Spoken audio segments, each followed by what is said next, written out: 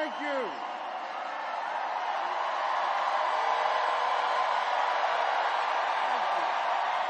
Thank you.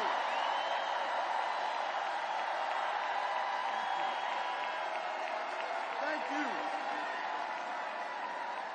I love you, Philly.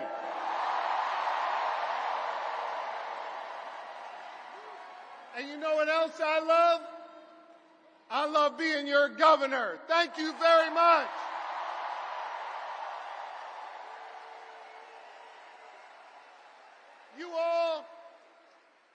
Y'all fill my heart.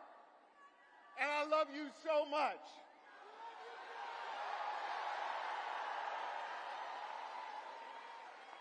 And I want you to know, every single day, I go to work for you. I put my shoulder to the wheel, and I focus on 3 simple letters in our alphabet. G, S, D. I focus on getting shit done for all of you.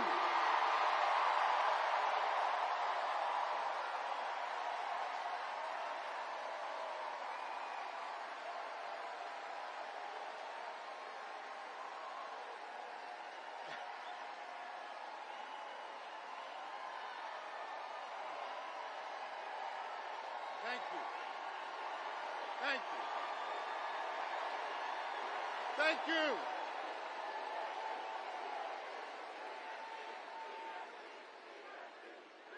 And I want you to know, I am going to continue to pour my heart and soul into serving you every single day as your governor. And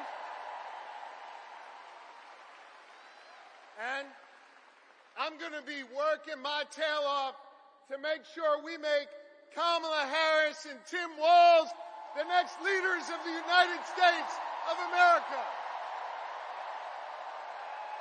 That's right. Let me tell you about my friend Kamala Harris, someone I've been friends with for 2 decades. She is courtroom tough. She has a big heart. And she is battle tested and ready to go.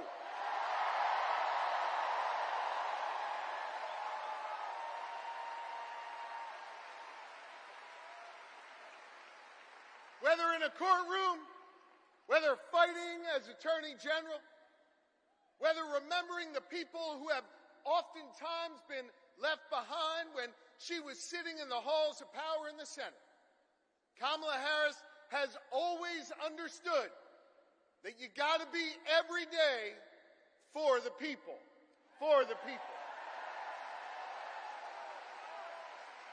And she has served with honesty. She has served with dignity. And every step of the way, she's broken barriers to serve all of us. Now, Philly, hear me on this. That's a hell of a stark contrast from the guy running on the other side. Oh, y'all know who I'm talking about, I guess. You see, we remember here in Philly what it was like when Donald Trump was our president. We remember when he was president, it was more chaos, fewer jobs, and less freedom. You see, Philly, I know y'all, we walk around with a little bit of a chip on our shoulder because we remember, right? And we remember that it was Donald Trump that ripped away the freedom of millions of American women to make decisions over their own bodies. We remember that.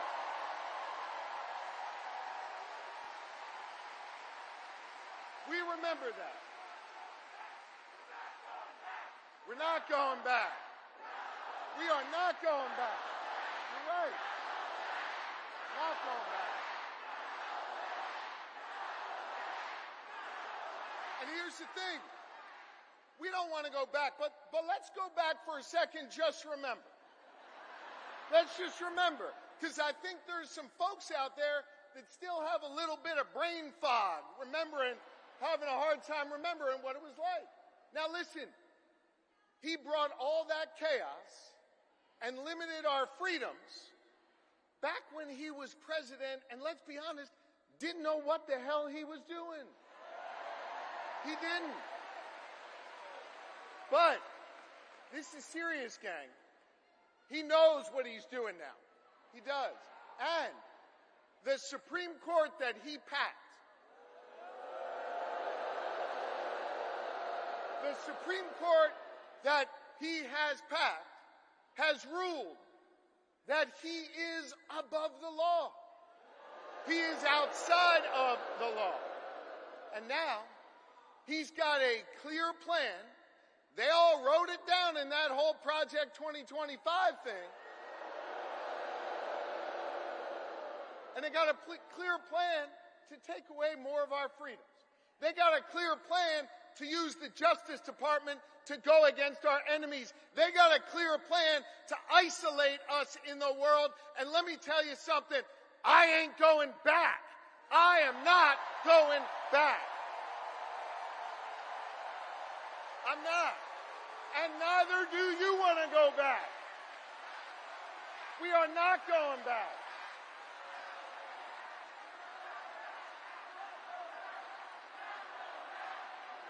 We're not going back. No. We're not. And not only are we not going back, we're not going into the future with Donald Trump, not going in the future with him.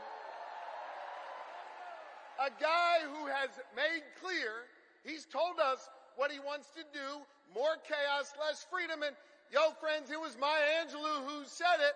When they tell you who they are, yeah, I believe them, and I don't want to see that. And Donald Trump, well, he's now got a partner with him. Y'all see that guy? Yeah. JD Vance, he's not exactly off to a good start. I think we can all agree on it. But I think part of the reason why he's not off to a good start is this, and it's serious. He doesn't know who he is. And he's not being honest with himself, so he can't be honest with the American people. He can't.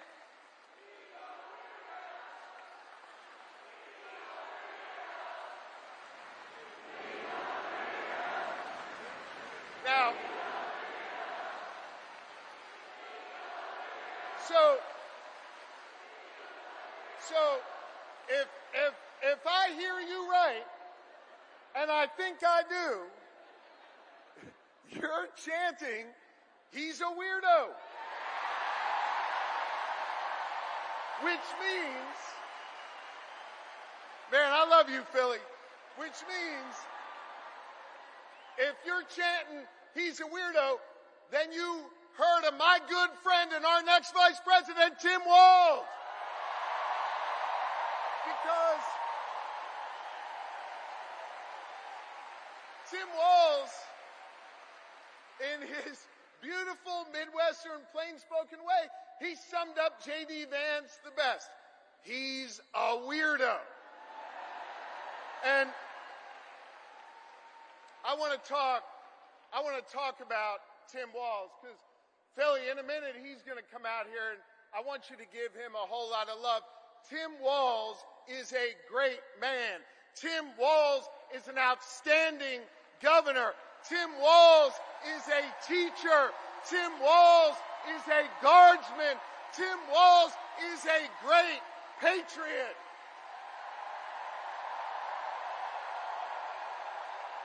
He is. And I'll tell you what else. Tim Walz is a dear friend. And I want you to know, Lori and I feel blessed to have Tim and Gwen in our lives. They are outstanding public servants. And I can't wait for you, Philly, the rest of this Commonwealth, and our entire country to get the chance to know the Walzes the next vice president and second lady of this nation. Now, I think it is fitting, and it is special, that Kamala Harris and Tim Walz have chosen to launch their campaign right here in Philadelphia, in the city of brotherly love and sisterly affection.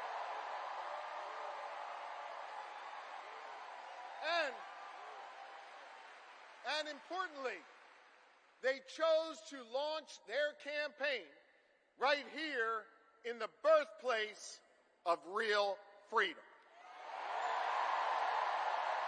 You know, the other side, Trump and his sycophants, let me tell you something. They love to talk a good game about freedom, right? They love to cloak themselves in the blanket of freedom all the time. They love to talk a good game. But hear me on this. It's not freedom to tell our children what books they're allowed to read. That's not freedom. It's not. It's not. It's not freedom to say you can go to work, but you can't join a union. That's not freedom.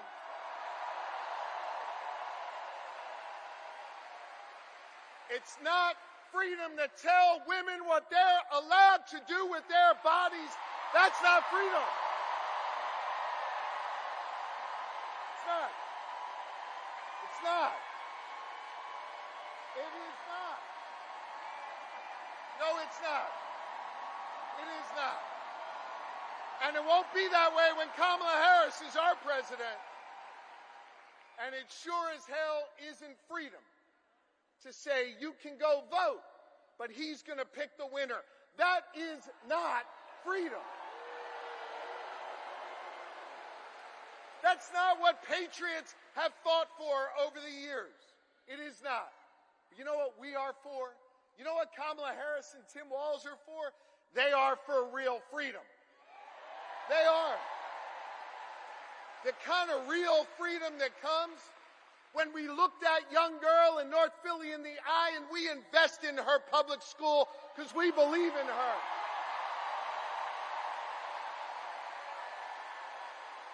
We believe in real freedom, the kind of freedom that comes when we invest in our police and we invest in our communities because we believe that young girl should walk to and from school safely and back to her mama at the end of the night.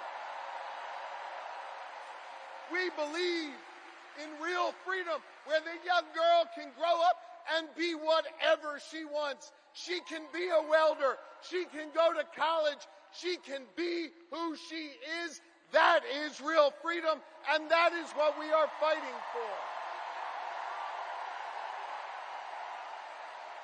We believe in the kind of real freedom where she grows up in a community where she can breathe clean air and drink clean water and know that she will leave an environment to the next generation that is great for her kids and her grandkids.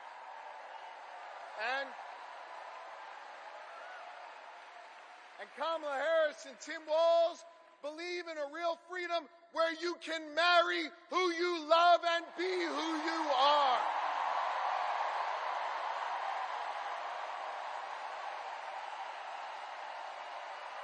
Now,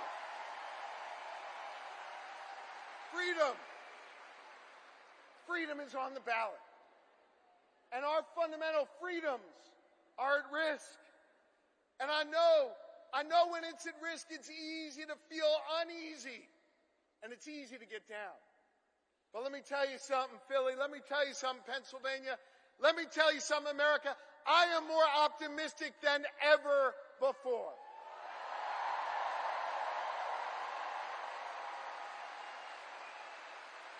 And the reason I'm more optimistic than ever before is because of all of you. And because of what a band of patriots started here in our taverns, in our town squares, and at Independence Hall just a couple miles from here nearly 2.5 centuries ago. You see,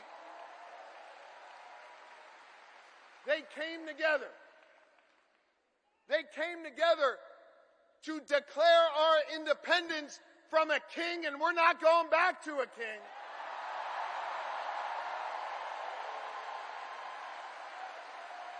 And we're not going back.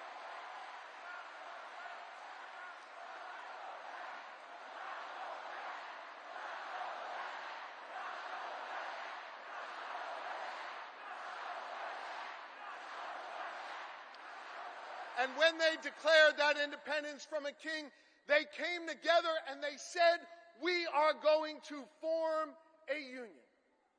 And over the last 248 years, the reason why I'm optimistic, the reason why I'm hopeful, is because as we've written this American story over the last 2.5 centuries, it's been ordinary Americans taking up the baton from those patriots and saying, we're going to do extraordinary things. Octavius Catto understood that responsibility. Cecil B. Moore understood that responsibility. Gen Z, when they're organized and on TikTok, understand that responsibility.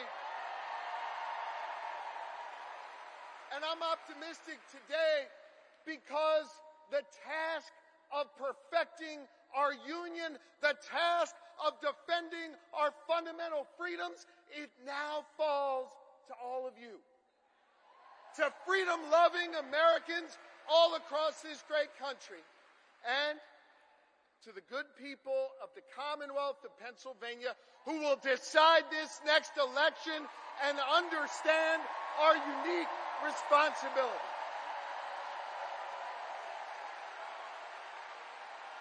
I love you too, and this is a moment where we all have to understand that while we'll see Kamala Harris and Tim Walz's names on the ballot, that this election isn't just about their names on this ballot.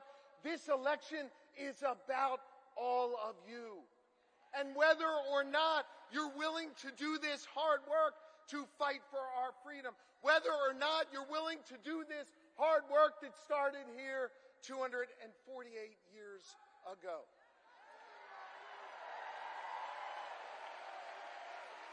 I want to just say this. I lean on my family and I lean on my faith, which calls me to serve. And I am proud of my faith.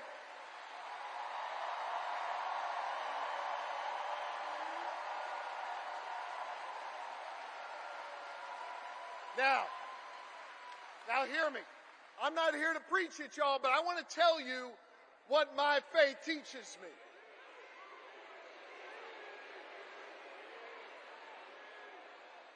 My faith teaches me that no one is required to complete the task, but neither are we free to refrain from it. That means that each of us has a responsibility to get off the sidelines, to get in the game, and to do our part. Are you ready to do your part? Are you ready to form a more perfect union? Are you ready to build an America where no matter what you look like, where you come from, who you love or who you pray to, that this will be a place for you? And are you ready to look the next President of the United States in the eye and say, hello, madam,